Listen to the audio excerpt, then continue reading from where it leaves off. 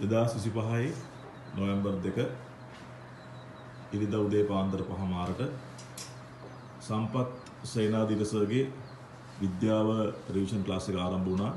අපි මීට කලින් දැනුවත් කරා මේ පිළිබඳව. මේ ඒ ආරම්භ වුණු පළමු දිනේ උදෑසන දරුවන් පළමු ප්‍රශ්න පත්‍රයට පිළිතුරු ලියන ආකාරය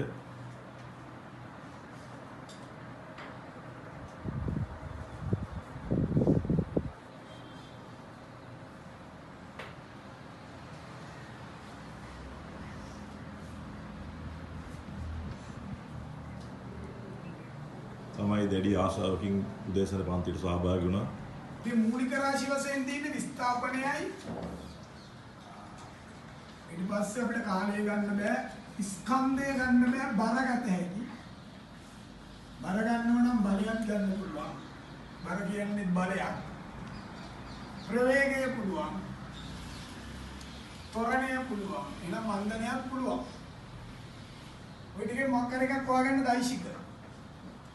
නා අදිශ කියන්නේ මේකෙම අනිත් පැත්ත. මේ උඩ එක තියෙනවා. ඒක කියන්නේ මේ විශාලත්වයක් තියෙනවා. දිශාවක් නැහැ. දුර ගන්න පුළුවන්, වේගය ගන්න පුළුවන්, කාලය ගන්න පුළුවන්, පීඩනය ගන්න පුළුවන්.